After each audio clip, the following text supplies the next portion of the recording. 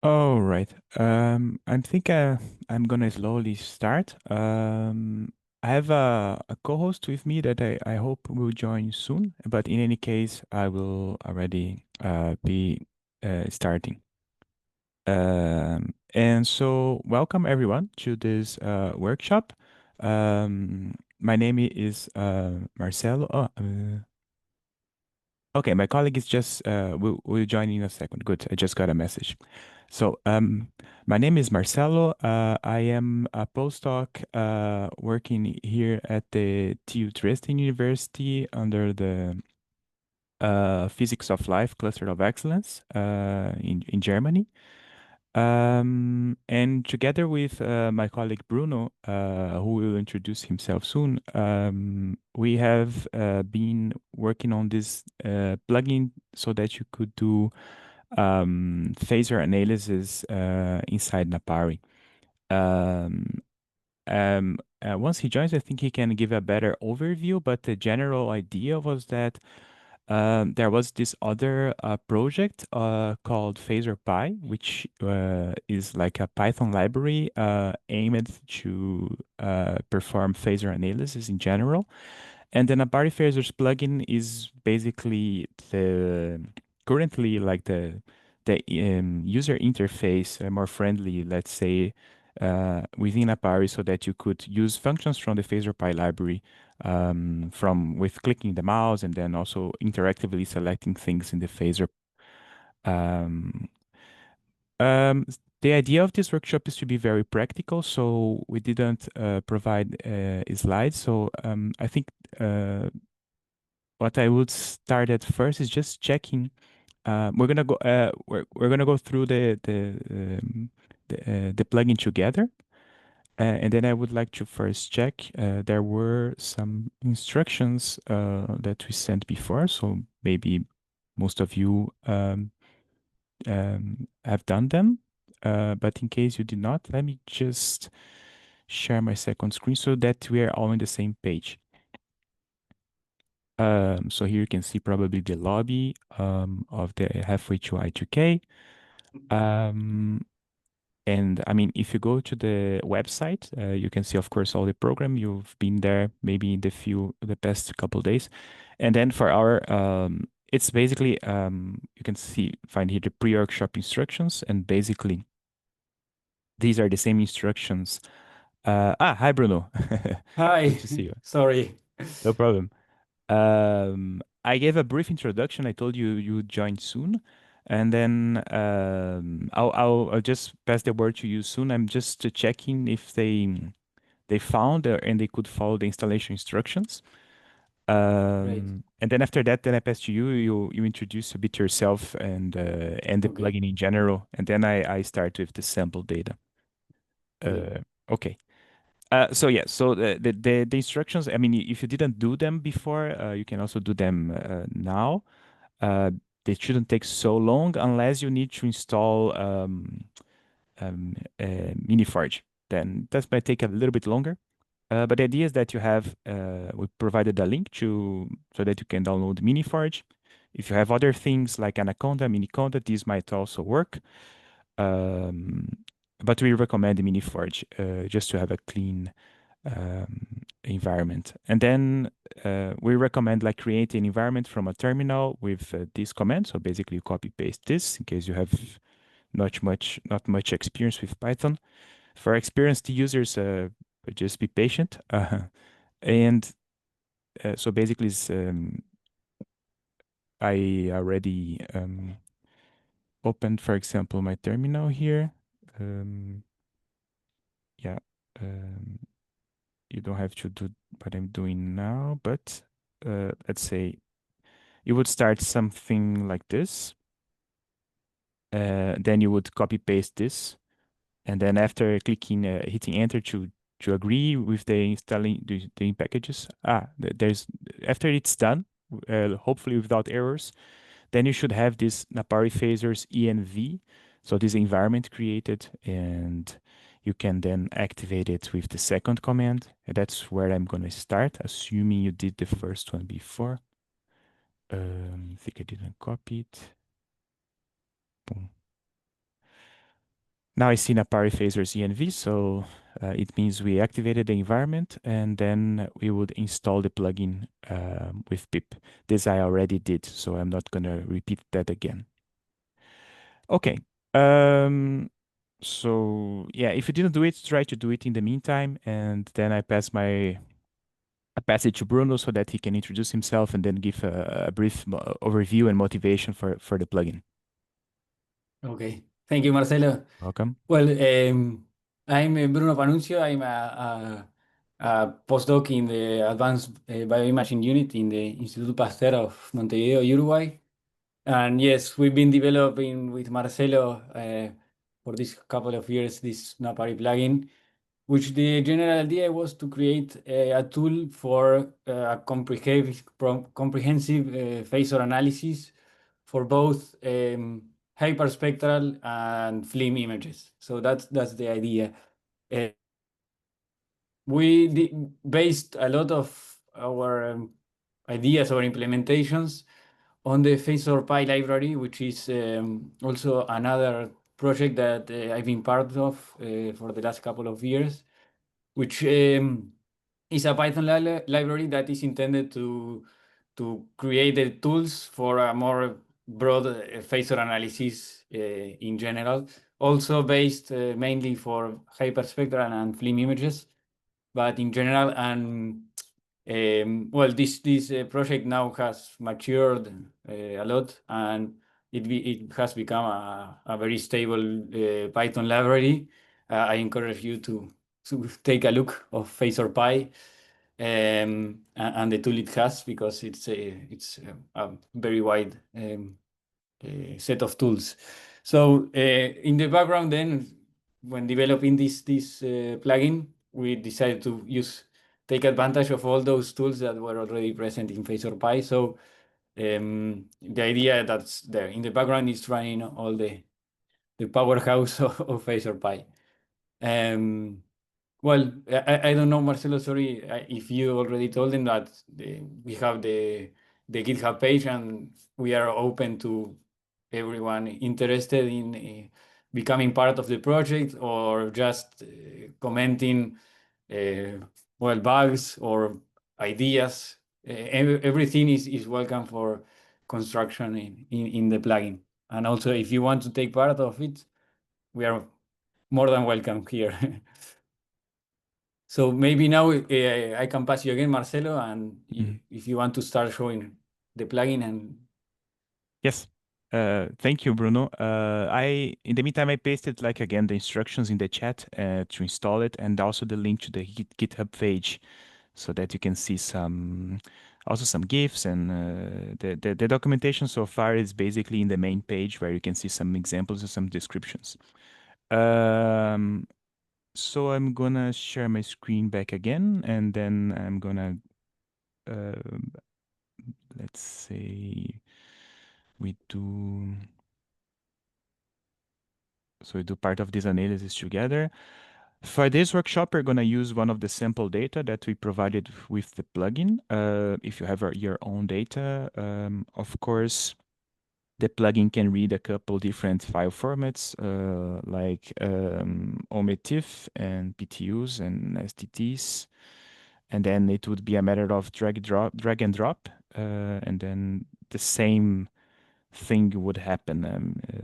The image layer would show up.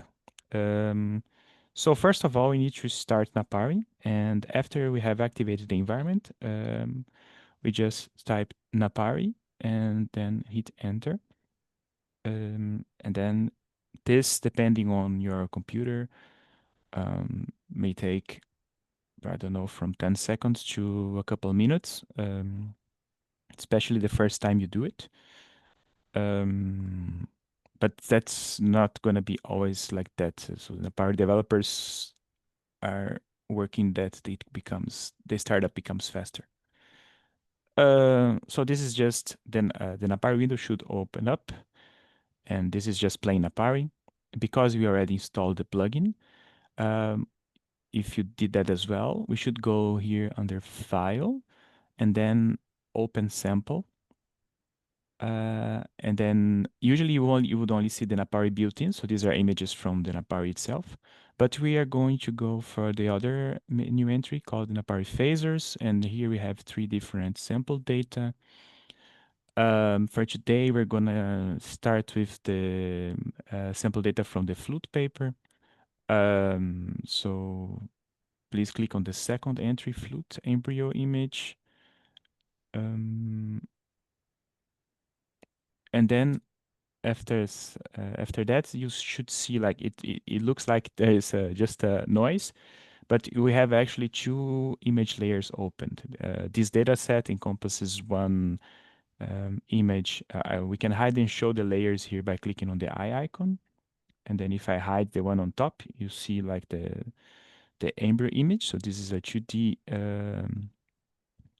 image. And the other one is like an image for calibration.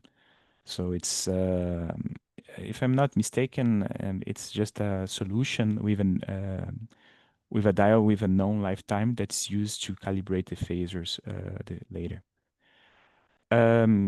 Yeah. So at the moment you can let this one hidden. And then we start the phasors by going to the layers menu and then visualize phasors and phasor plot. There's also a way to do that via the plugins menu, but if you go visualize phasors, phasor plot, and click there, after a moment, the plugin should open to the right side of your screen. If anyone is having problems, please use the chat, and then maybe Bruno can take a look and let me know if we can help you with some questions. But we would hope that everybody could reach this screen. So here we already have the phasor plot of this image, and you can select which image will be used, which image layer in Napari will be used for the phasor plot by selecting here in this first combo box, and then the phasor image of the embryo intensity image is being displayed. As you can see, there's a lot of noise, and it's also not calibrated. Usually you would see something interesting more inside this universal semicircle.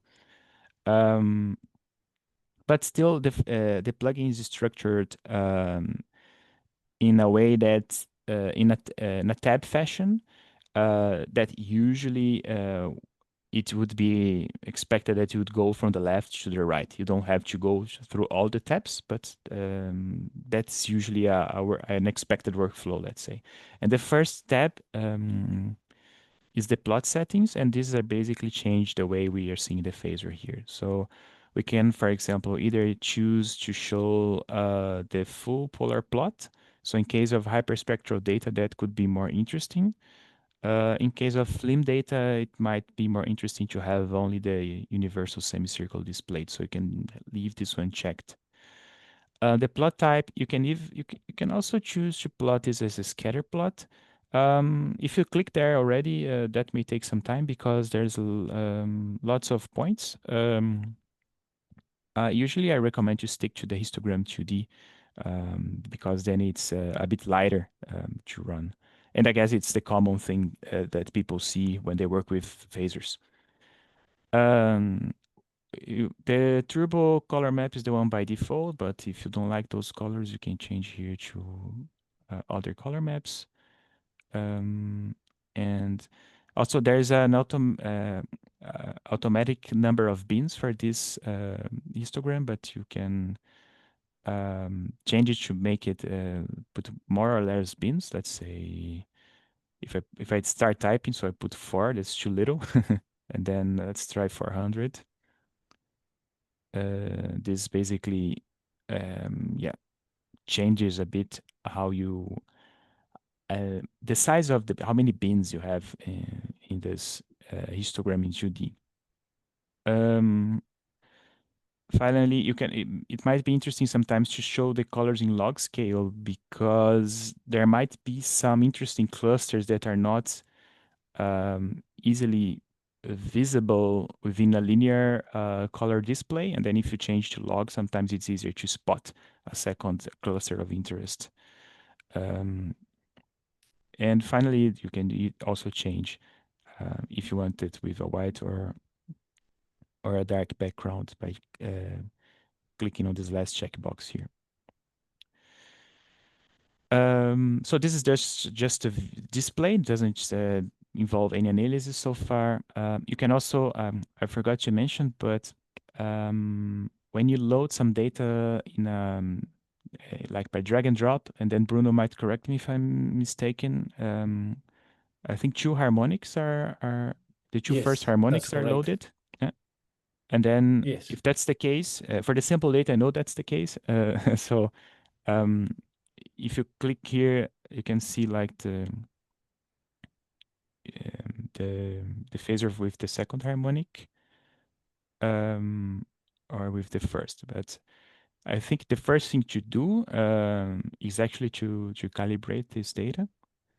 And because so napari-phasors works by using another image layer with a known lifetime to calibrate the phasor. And here I moved to the calibration tab. By default, like you could select any image layer again here in this combo box. But we want to use like the other image layer, the one called fluorescein, because that's where we get the information for the calibration. And we also need to tell the plugin which frequency of the laser pulse was used. In this case was 80 megahertz. And of course, the lifetime of the known sample, of the calibration sample, I think it was 4 nanoseconds. And just by typing these numbers, you can see already that the universal semicircle already gets some reference lifetime values. And then if you click on calibrate, then this should, you only have to do this once. You can also undo it. Now the button becomes uncalibrate, and you would just reverse. But now that it's calibrated, that's it, basically. We can see there's still a lot of noise because there's no, maybe other software, they already filter things automatically. Here we let the user choose. We have some default values, of course, that in general work fine. But by default, all the pixels are shown here in the phasor. And then with the filter threshold, it's the following tab. You can choose, yes, basically, if you want to apply a filter to the phasor plot, you can choose a filter method. And here we have the median filter and the wavelet filter. And then depending on which you choose, the parameters are slightly different. So for the median filter, you can choose the kernel size and how many filter repetitions. You have to post at least one so that you see an effect of the median filter. So I changed it here, nothing happened because in many of these tabs at the moment, we rely on the user clicking on a button so that you apply the operation. So I didn't click yet. If this is too small on your screen, there are always like like ways that you can drag, and so of course then there's a compromise, but you can also drag them up and down. And the second part is like the threshold.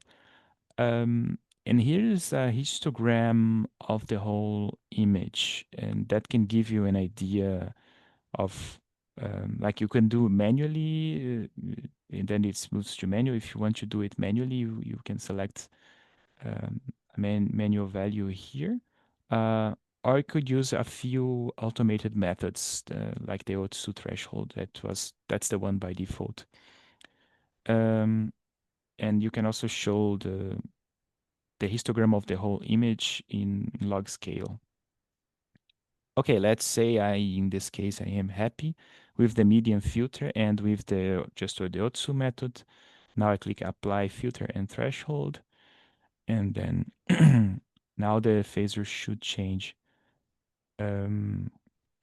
quite a lot. So we might have filtered too much or not, but in this case, the phasor looks like this. And because we apply the threshold, all the thresholded pixels are basically set to none, so not a number. So you basically see them as black now.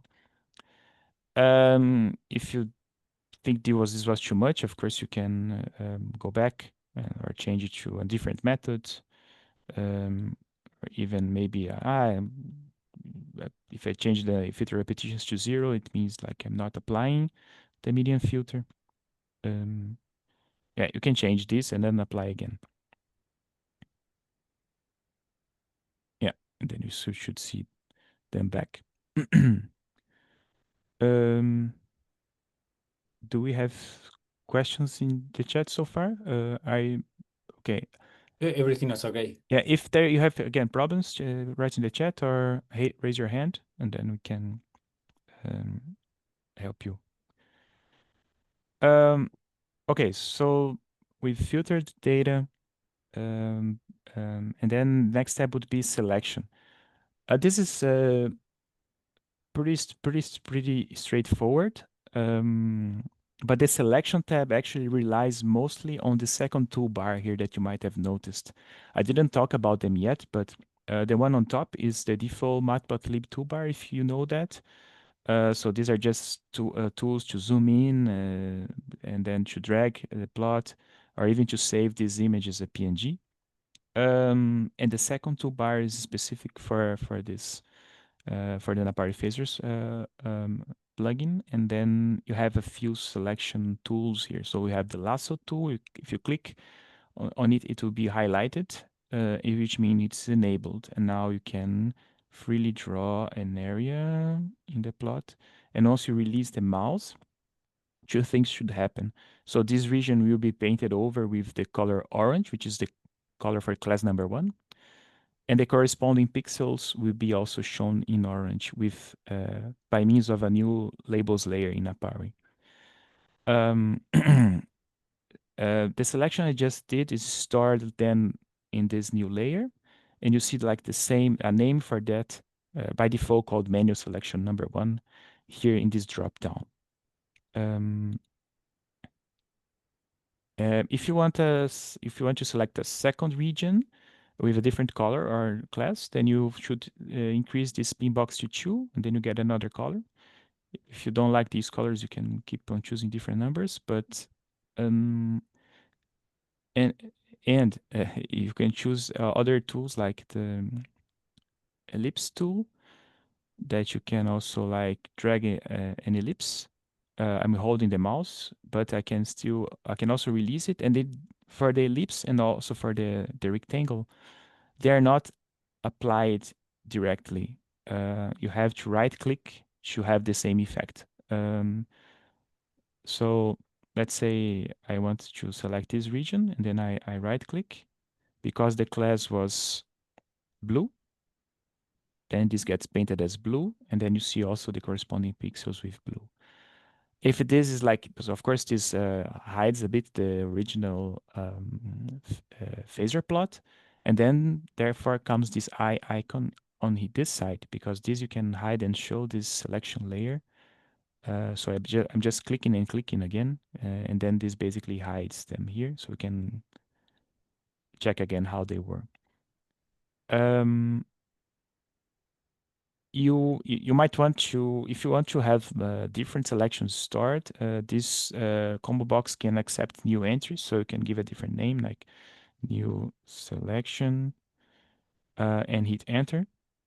If you do that, then you don't lose this. So this basically is still stored like in the labels layer that we saw previously, but a new empty labels layer is created for you to draw again. And then let's say now I draw something different with the square. And if you, so green, and then if you hold, I put the ellipse again. If you hold shift while drawing, it will like draw perfect circles or squares. And then right click. So now I did like, let's say another different selection, and then I can navigate back if I want to see the other one. Yes, and also can put none to just go back to how it started. We have a question in the chat, Marcelo, if you can answer it. Yeah. Do you want me to read it? Maybe. Okay, it says if okay. you can draw without overlapping the previous selection. I think I know what you mean.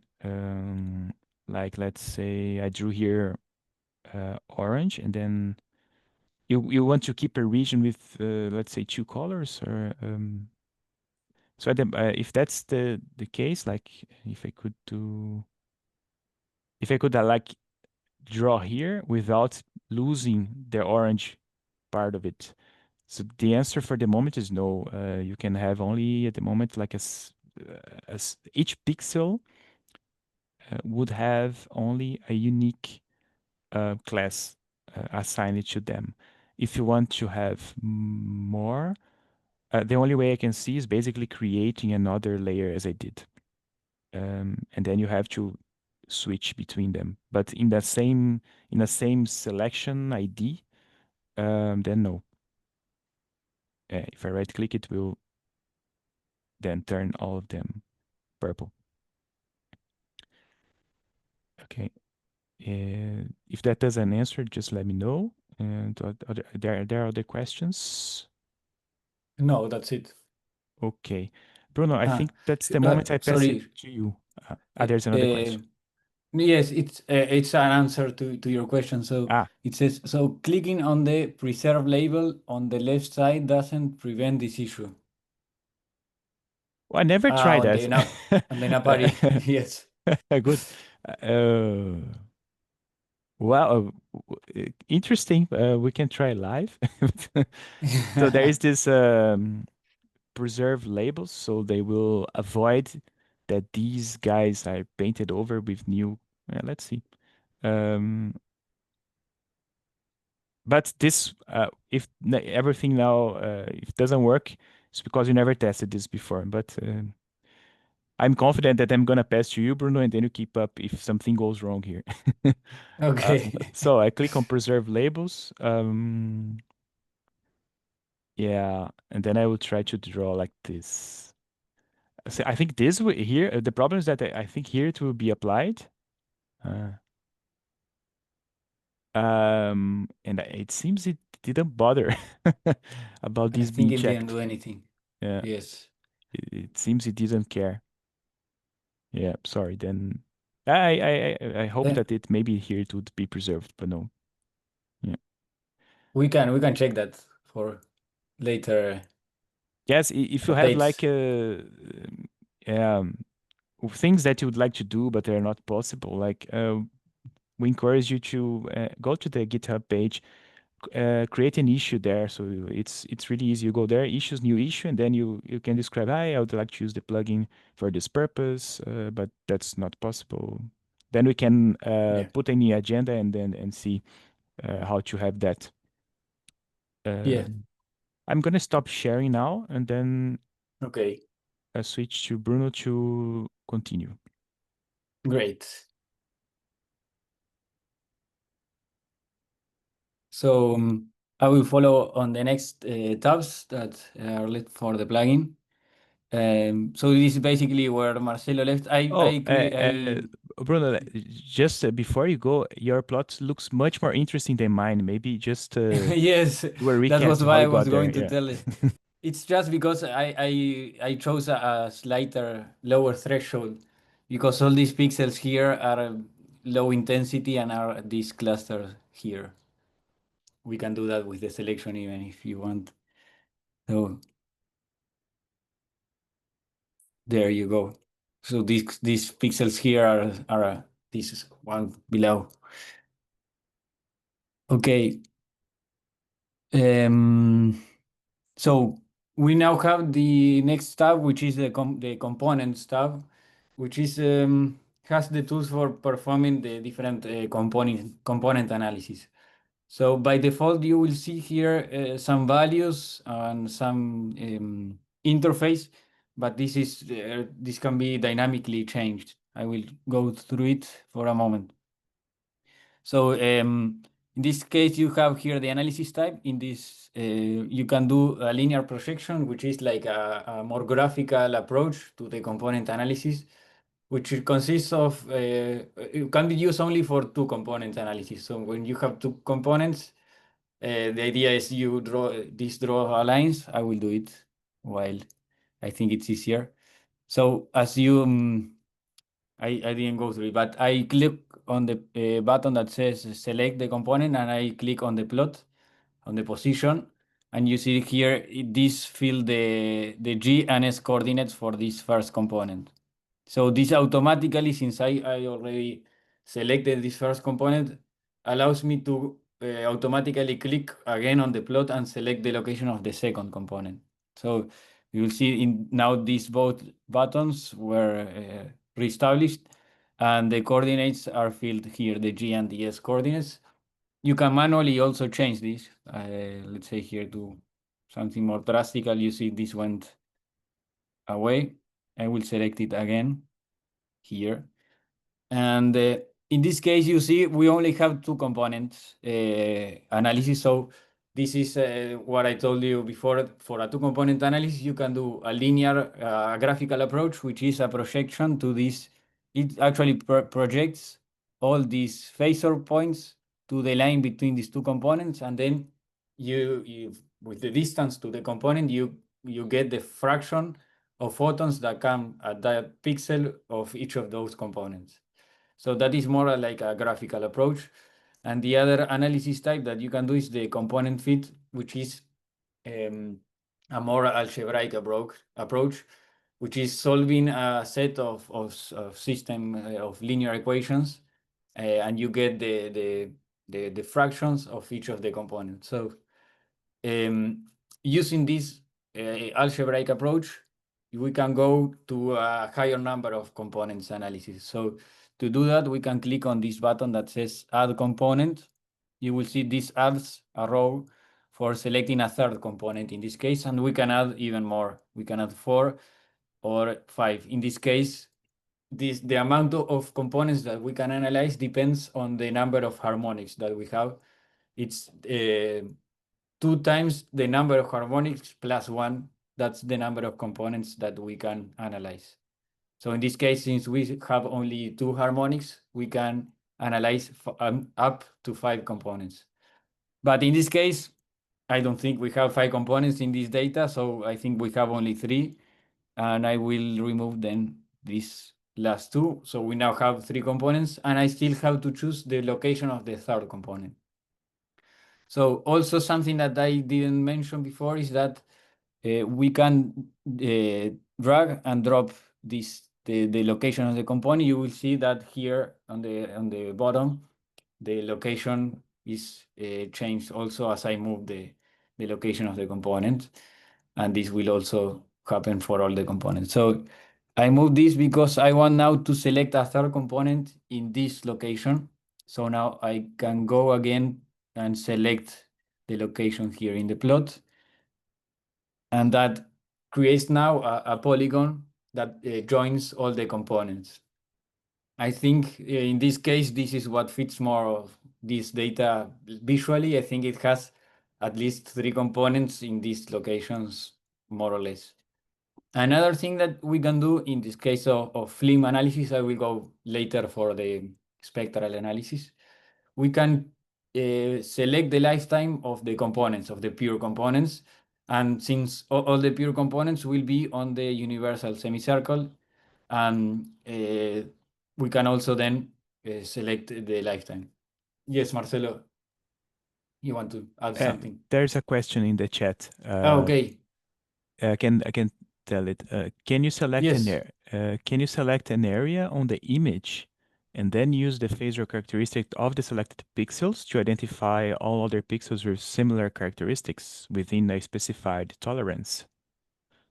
So I think it's they're asking for yeah, if from the image we could select a region and then maybe have the phasors of only that region. And if that's the So case, that would be something like the more like the clustering and masking of the cluster. I don't know if I understood correctly. so maybe Vitali, you can also speak up if you like. If you see I'm telling something wrong, but I think you wanted to say that if you select a region in the image, and then you would like to see the phasor plot of only the selected region, for example. Would that be the case? You can also type if you want.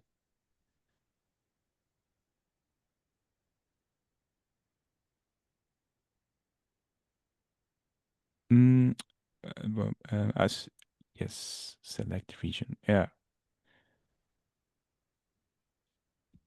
So it Okay. seems it's CPix. Yeah, exactly. So okay. So not in this version. We are currently working on that. If so, Yeah. it should come really in the next version.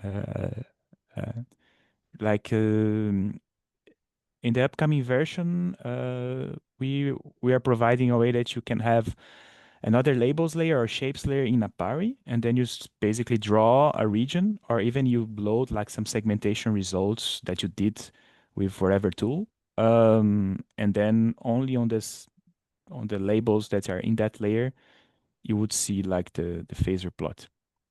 Yes, we that if that's the case, then we also thought that's going to be useful. So not today, but coming up soon. It's really there's some code already on the way. Yeah.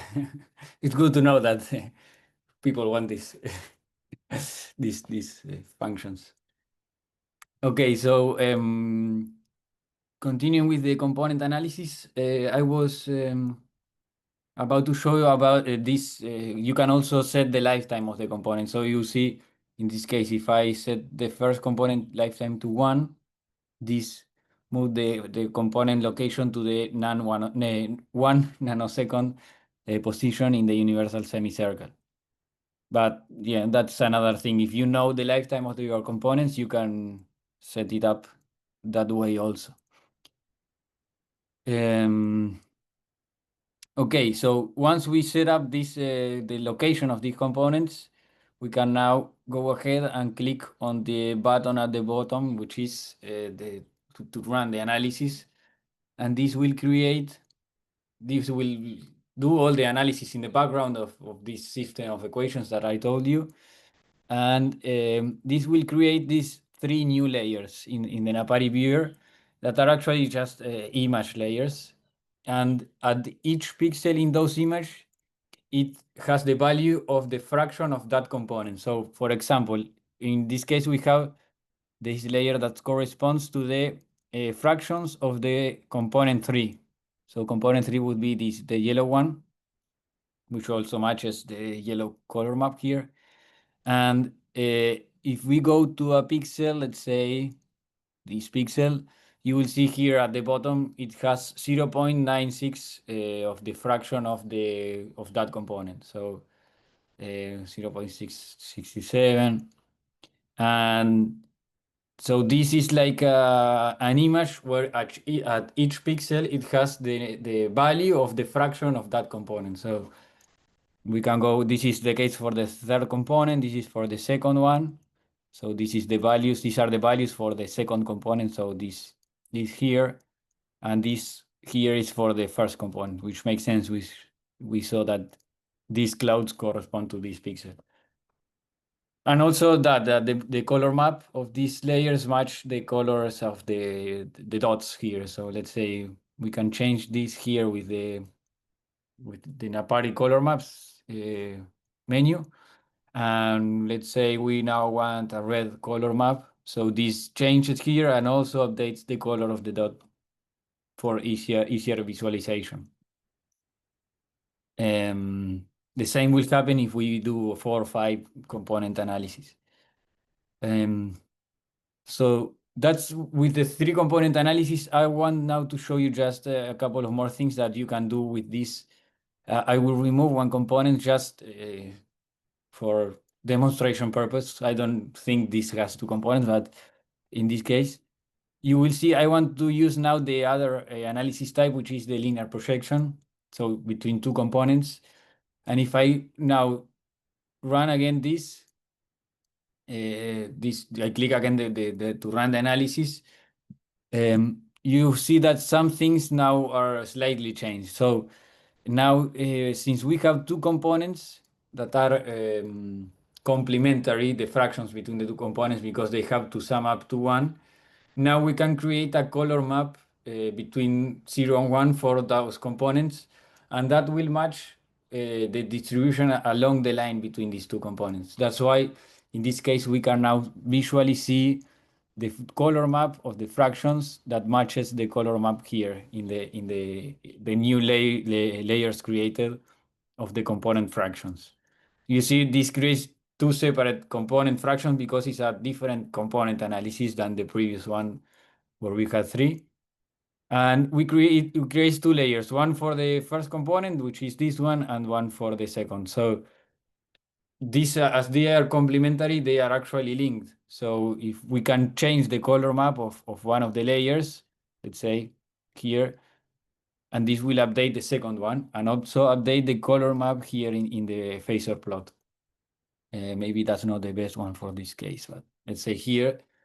What also we can do if we don't like this visualization, we can use these napari controls of the layers, and we can change the contrast of the color map. So if we know that we want, let's say, to shrink the active range of the values that are shown in the color map, this will change here the visualization. And also, I don't know if you notice, but it will also change the color map along the line to match the new range.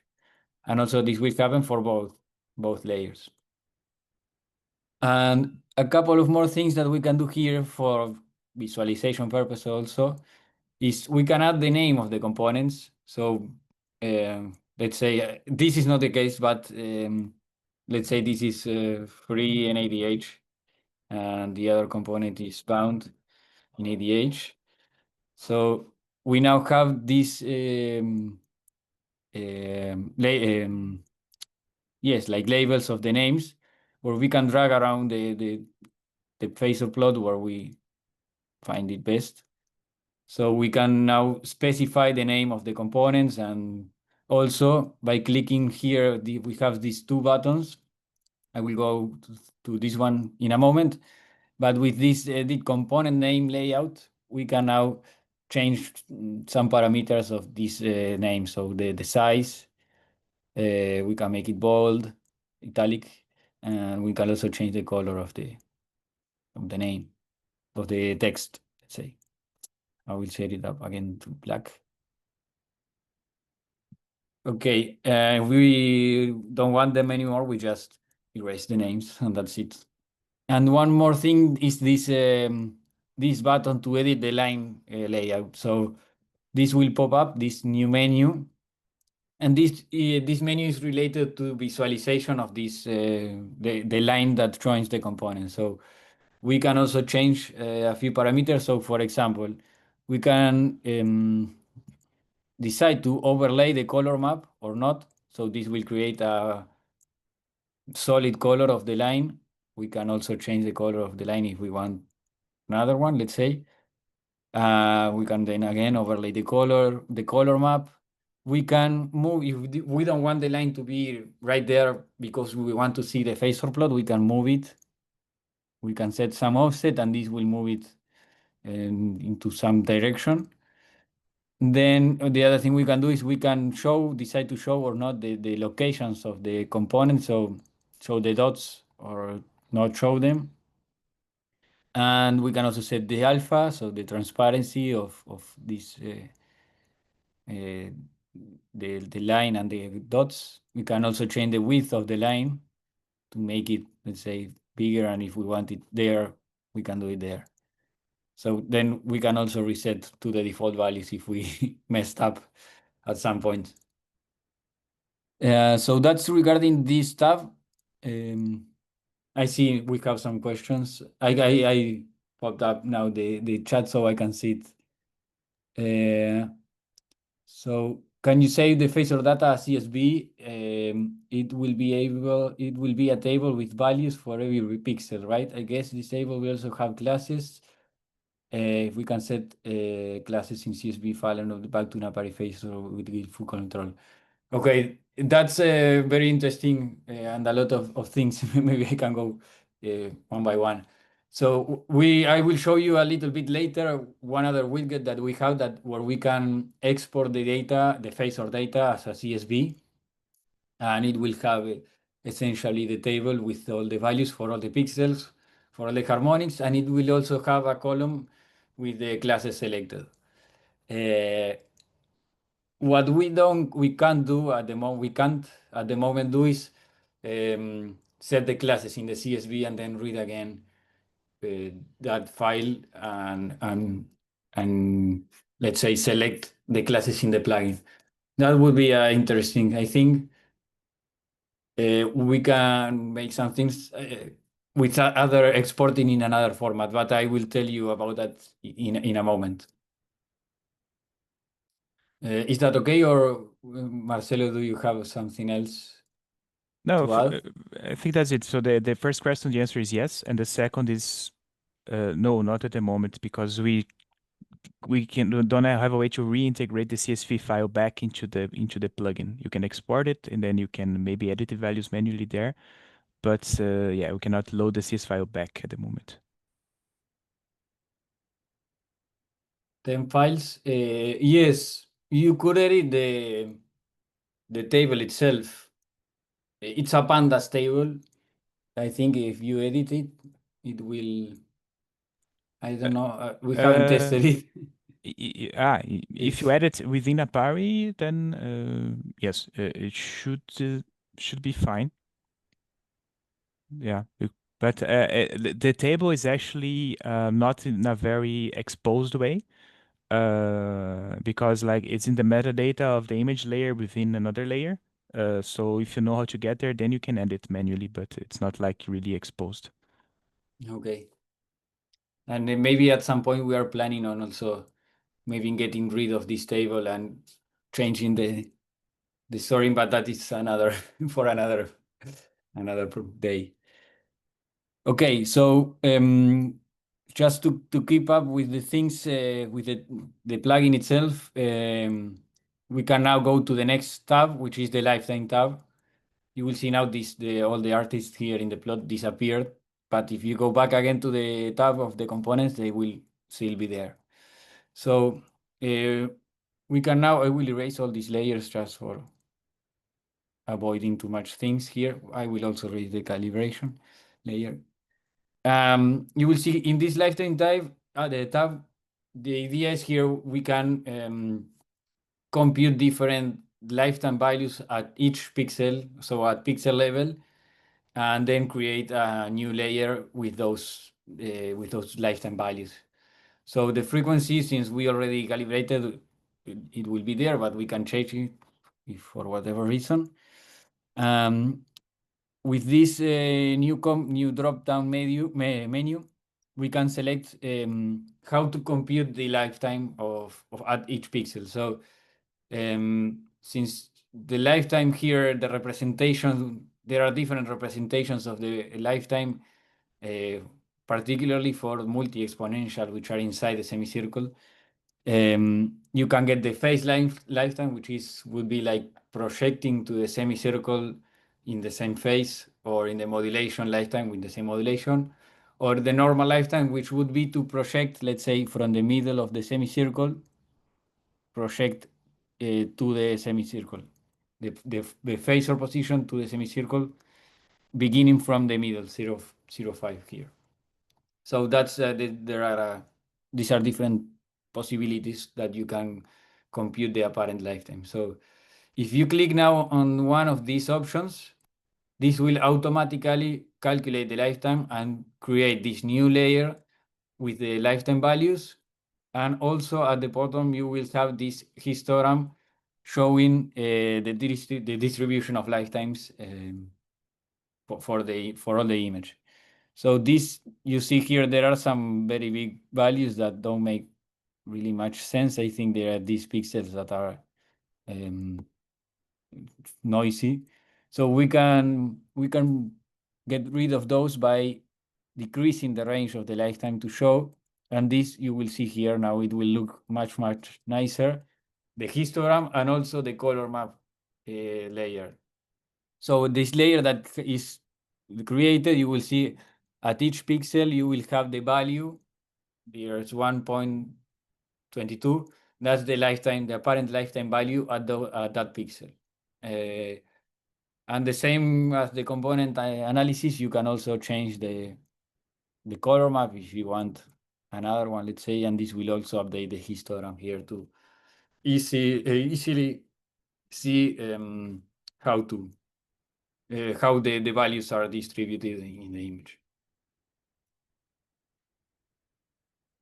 Okay, this is again, if we choose another lifetime calculation, this will create a new layer, a new histogram, and then the same, you can change the values here. We have a question. Can you display the lifetime scale by plus the corresponding values? Okay, I'm guessing you mean like the color bar, like how much, for example, this color. Yes, I don't think Napari allows that. It would be nice to have like the reference here of the color bar of this color, what value of lifetime. I don't know, Marcelo, you are more acquainted to Napari, maybe you know if this is possible. Yeah, Napari has a scale bar, but like in a color bar, I'm just checking that. I don't think it can be that specific. You can put a scale bar in the Napari canvas, but yeah. And even if you can do it, we did not link it in the plugin. So via the plugin at the moment, no. I'll quickly check, but I guess the answer is no. Yes, at the moment, no, but it's a very interesting new feature. I quickly thought about it, but I was thinking that it can be done, but with that scale bar, it can be an alternative. Okay, so we can now move on to the next final tab, which is the thread tab. For this, I will actually close this viewer, and I want to show you just very quick. I will show you the latest main branch version because it's easy to do some things now. This is not the latest release of the plugin, but the one that is currently in the main branch of the plugin. So it will be basically the same, but it will have some more things. So basically these things that are for importing, copying, let's say, the settings from one layer to another. I will use this because I will import like many layers, and making it one by one would be time consuming. So I will import now a new data set that consists of different images or thread conditions. I will go through it in a moment. So first, what I want to do is erase all the layers corresponding to the second channel because I don't want them. They are threads. Here is the donor is in the first channel. So I have here a couple of images corresponding to, let's say, here we have, I imported the acceptor and I wanted the donor. I think it's the donor actually. The name is wrong. So here is the donor. We have the donor, we have the background or autofluorescence, we have the calibrator, and then we have a couple of compounds that have different thread values. So what I will do first, for example, I will go, well, we can do with this with the background image. I will go to the calibration, then perform the calibration with the calibration tab. This is 80, let's say 4, I think it's 4.1 or something like that. calibrate it, and we can now filter, can apply 3, and then we can go, let's say here, something like that. So that there is the position of the background or autofluorescence. And what I want to do now is to avoid doing this for all images. I will go to this, and then with this I will import all these things that I did, the calibration, the filtering from the background layer. So I will go there. I will do the same for the compound too.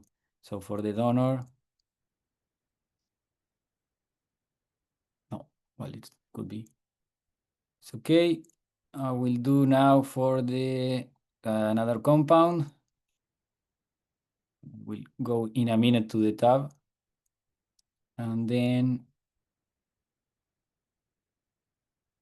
actually I realized I'm sorry, that was a habit thing.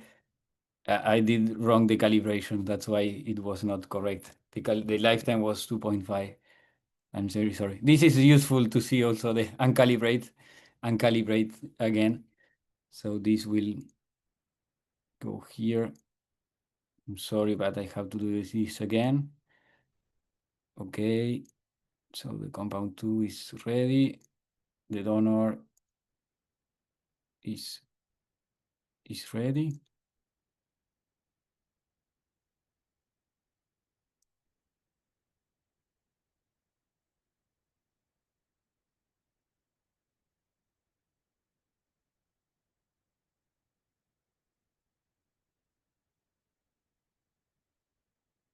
Okay. I don't know what happened here, but there's some weird things.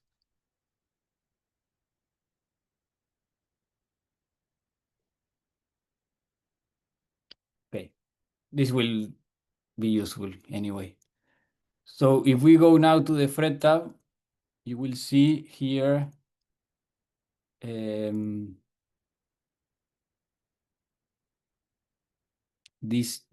all these new values that we can select for setting up the Fred model. So we will have here, we can select the value of the lifetime of the donor.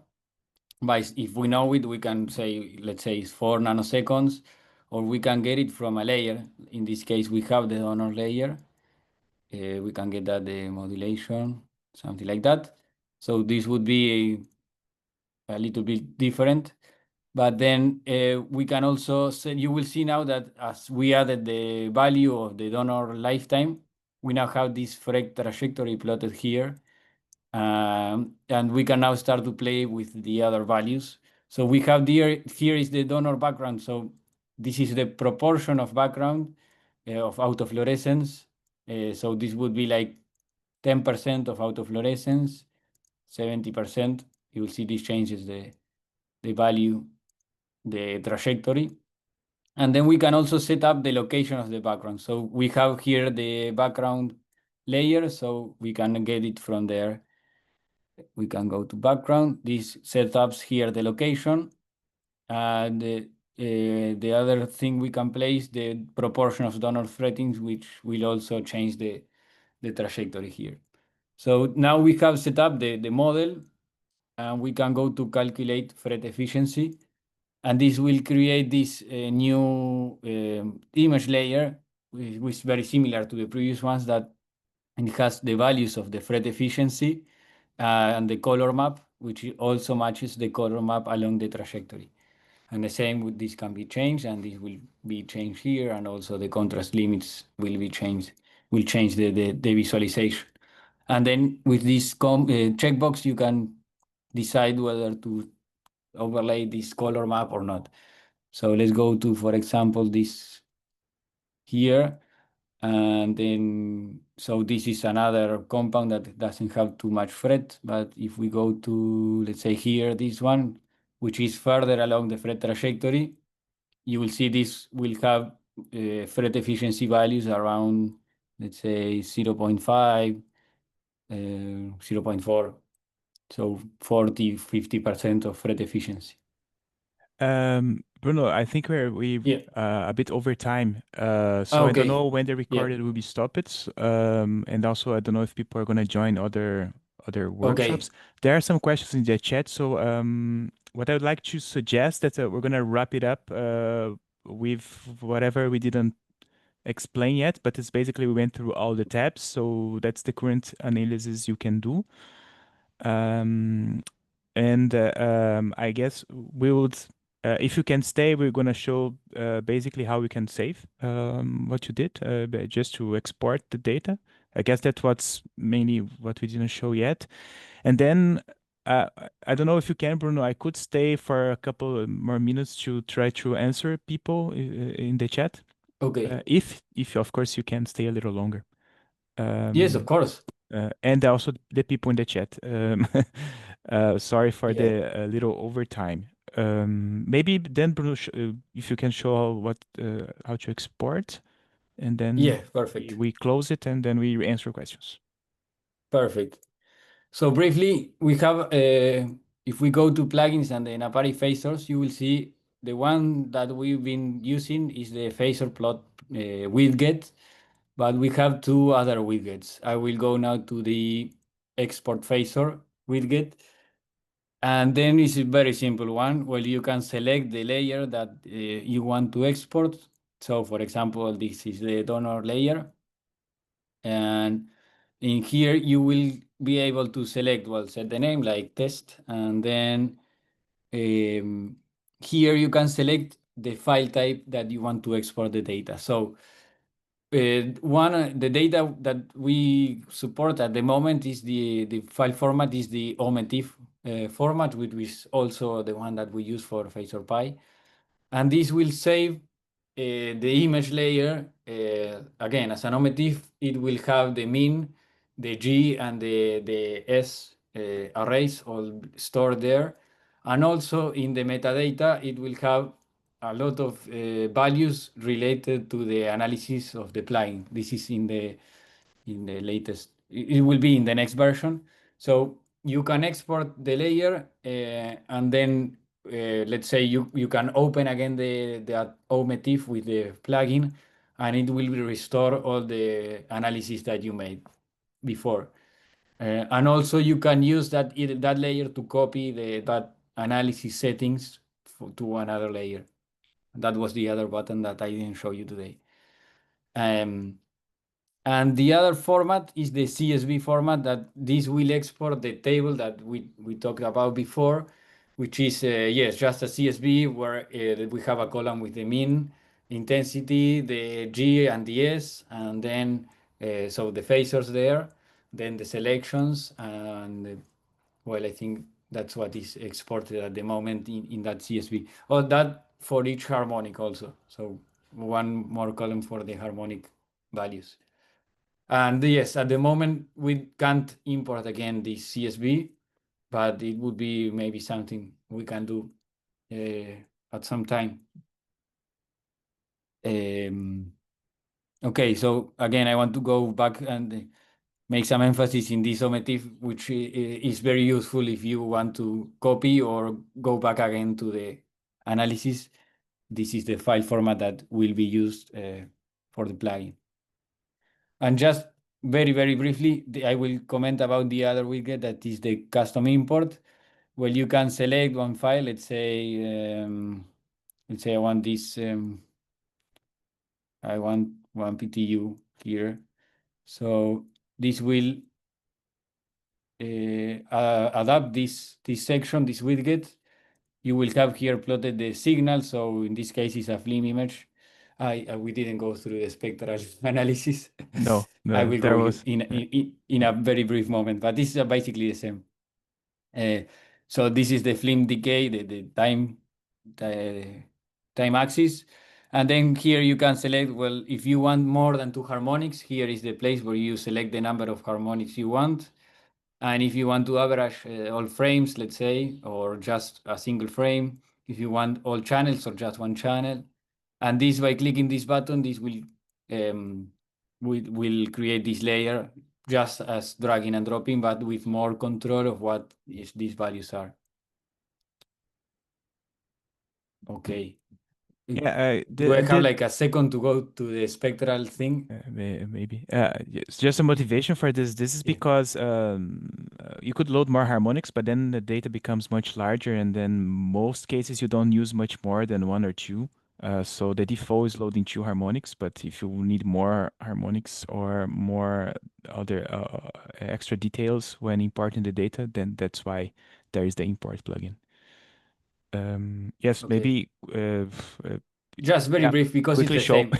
same. Just Yeah. we have this also sample data of a paramecium in hyperspectral available, and if this will open this phasor, and you see this doesn't make much more sense. So what we have to do to show the full circle is to click this checkbox, and this will show just the full circle. This will be the same actually, but the visualization is different.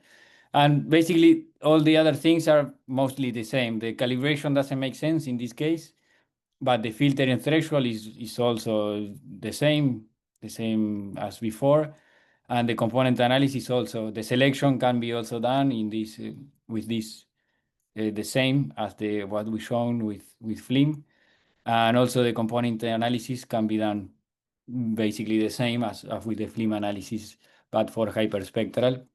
And then the lifetime of tabs also doesn't make sense with hyperspectral, so that won't be used in this case. But the tools are basically the same. It's just to change this checkbox for visualization, and then it's all the same tools. Great. I think that's it then. So we're gonna answer the questions. Let's hope that people are there. So I wanna try to see which was the first one that we did not answer.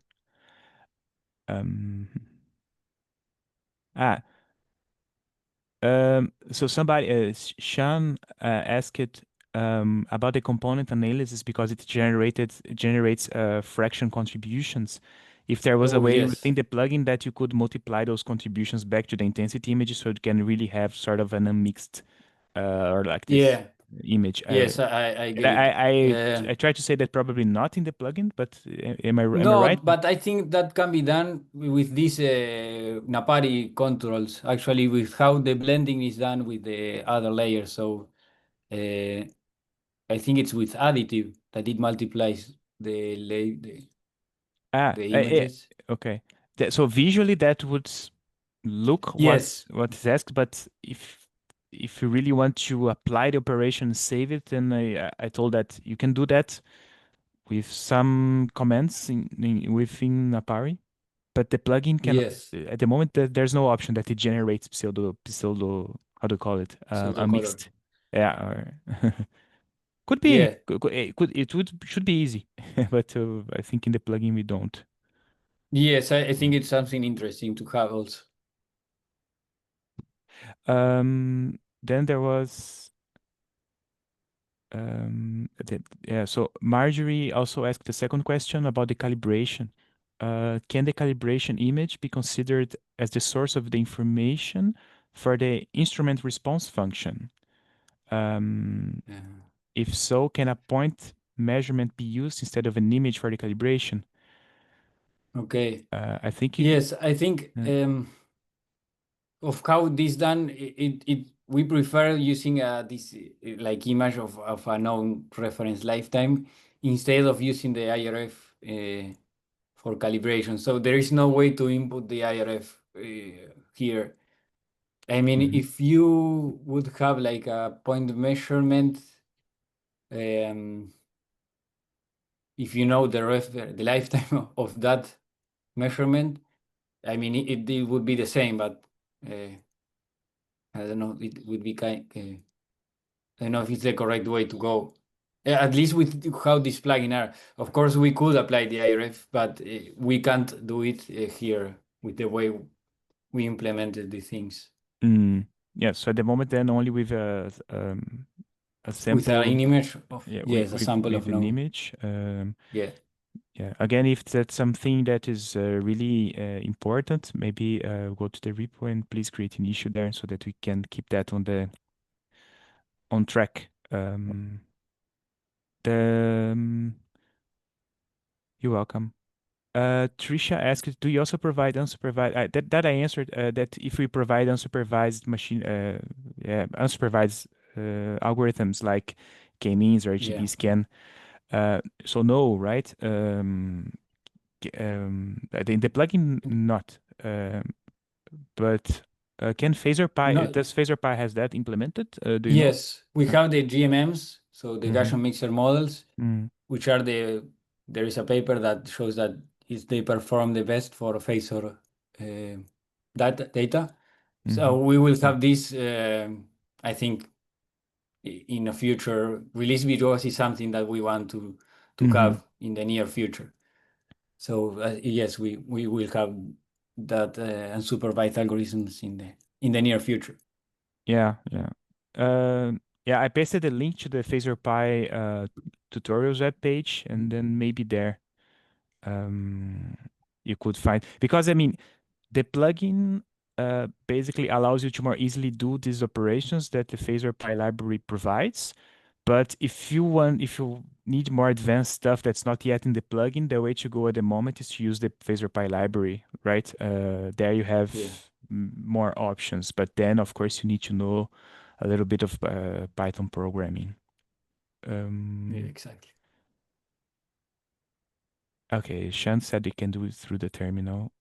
I think I went through them all. I'm just checking if I missed something. No, I think I went through them all, and if I lost some questions, please just raise your hand or ask again. I'm sorry if I lost it. Well, I think that's what we wanted to show. There are a couple things coming soon, still this year, especially the masked regions is almost ready. And thanks for being here, for your questions, for your suggestions. Yes, I guess that's it. Just thank you very much. Okay. Yeah. Bye. Thank you. Thanks, Sean. Thanks, Sean.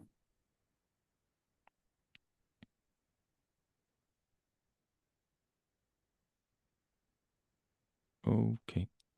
Then I'm gonna close the session in a minute. So thanks, Bruno, again. It was very Thank nice. you, Marcelo. Then see you soon. Yeah, see you. Bye. Bye-bye.